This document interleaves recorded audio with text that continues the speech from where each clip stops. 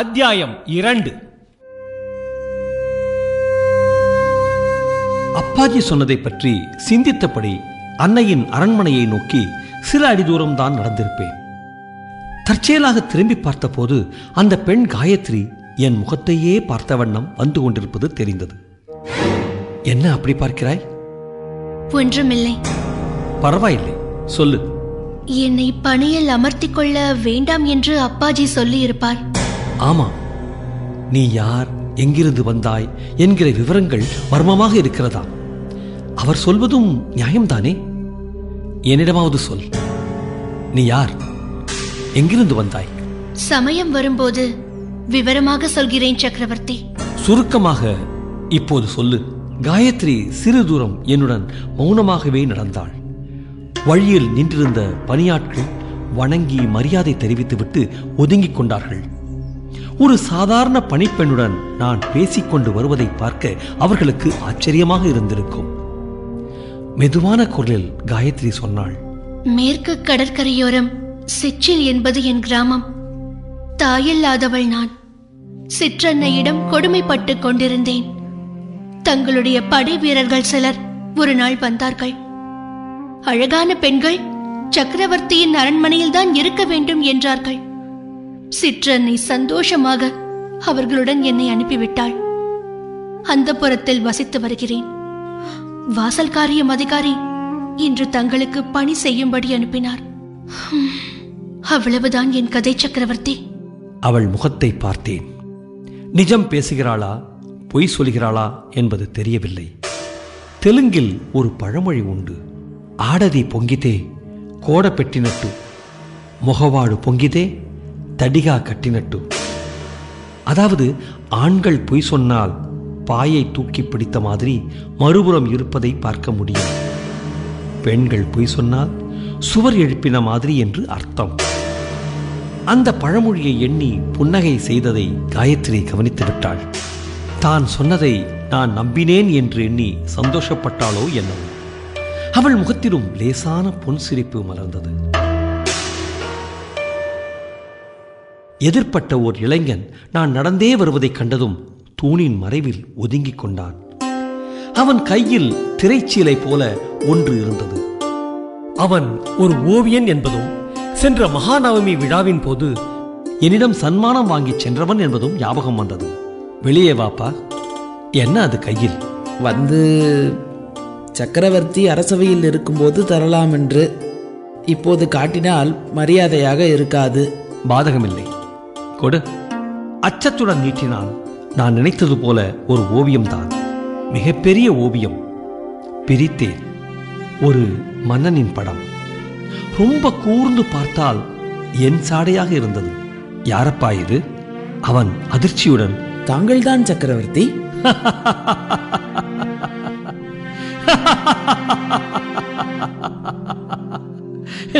நானா?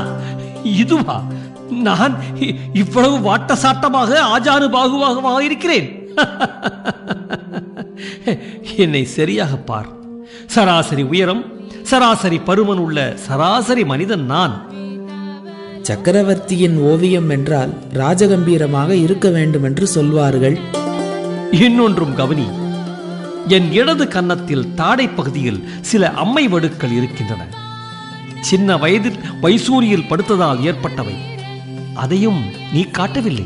சக்கரவர்த்தியின் முகத்தை அழகாக காட்ட வேண்டுமென்று. நீ இருக்கும் வீடு சின்னதா பெரியதா?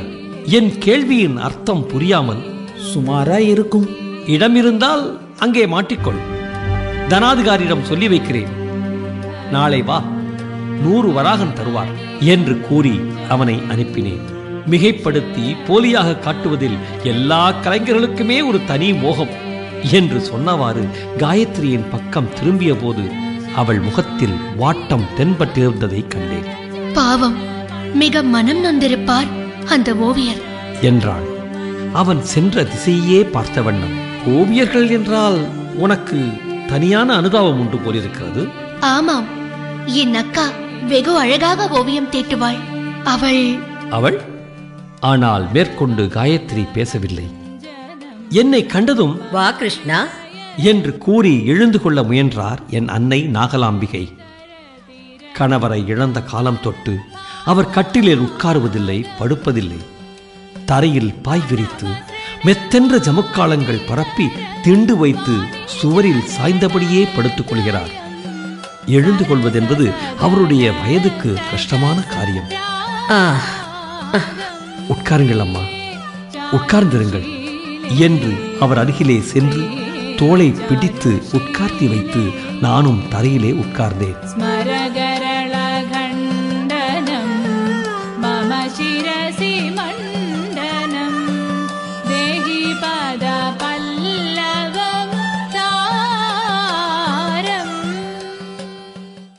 ஜெயதேவரின் கீத கோவிந்தத்தை மெல்லிய குரலில் பாடிக்கொண்டிருந்த மதிவிலாசினி என்ற பெண்ணும், அதற்கு ஏற்ப அபிநயம் பிடித்துக் கொண்டிருந்த மூர்த்தி அம்மன் என்ற மங்கையும் என்னை கண்டதும் தலை வணங்கிவிட்டு வெளியேறினார்கள். 400 வருடங்களுக்கு முன்பு வங்காளத்தில் பிறந்து லக்ஷ்மணசேனா என்ற மன்னரின் அவையை அலங்கரித்தவர் ஜெயதேவர். அவரது பாடல்கள் அம்மாவுக்கு ரொம்ப பிடிக்கும். அதை பற்றி அடிக்கடி கேலி செய்வேன். அதுபோல இன்றைக்கும், ஏன் தாயே, இந்த வயதில் சிருங்கார ரசம் நிறைந்த பாடல்கள் தானா நீங்கள் ரசிக்க வேண்டும்? கிருஷ்ணா, படிப்பில்லாத பாமரர்கள் பேசுகிற மாதிரி நீயும் பேசலாமா? ஜீவாத்மாவும் பரமாத்மாவும் இணைவதுதான் இதன் உள்ளர்த்தம். ஆழ்ந்து படித்தால் உனக்கே புரியும். அது போகட்டும், நீ வந்தபோது கீத கோவிந்தத்தில் அவள் எந்த இடம் பாடிக்கொண்டிருந்தாள் தெரியுமா? நான் கவனிக்கவில்லையே. அற்புதமான வரிகள்.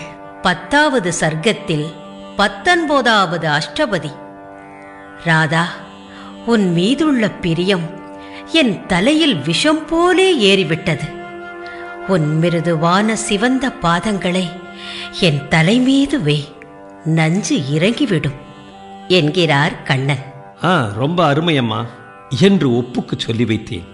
சின்னாதேவியை பற்றிய விஷயத்தை எப்படி ஆரம்பிப்பது என்று என் மனதுக்குள் குழப்பம் கூத்தாடியது.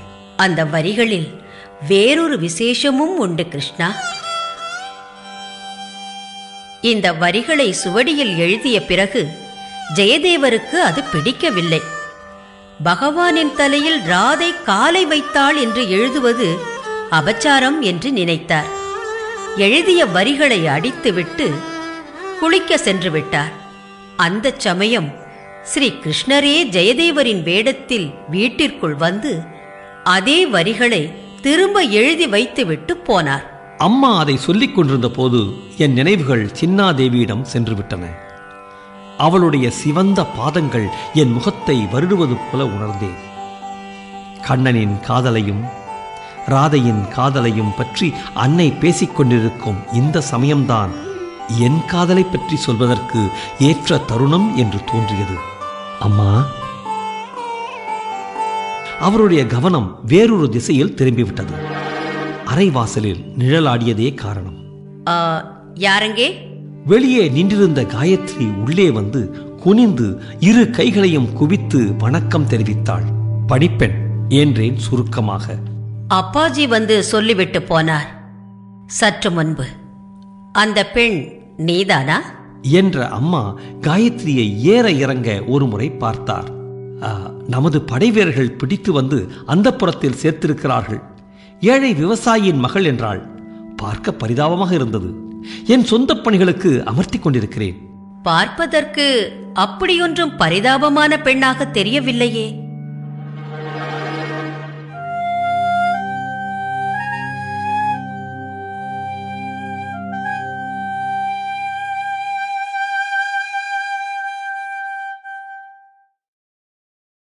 ஸோ இந்த சேனல் உங்களுக்கு பிடிச்சிருக்குன்னா லைக் பண்ணுங்க, கமெண்ட் பண்ணுங்க, ஷேர் பண்ணுங்க, சப்ஸ்கிரைப் பண்ணுங்க.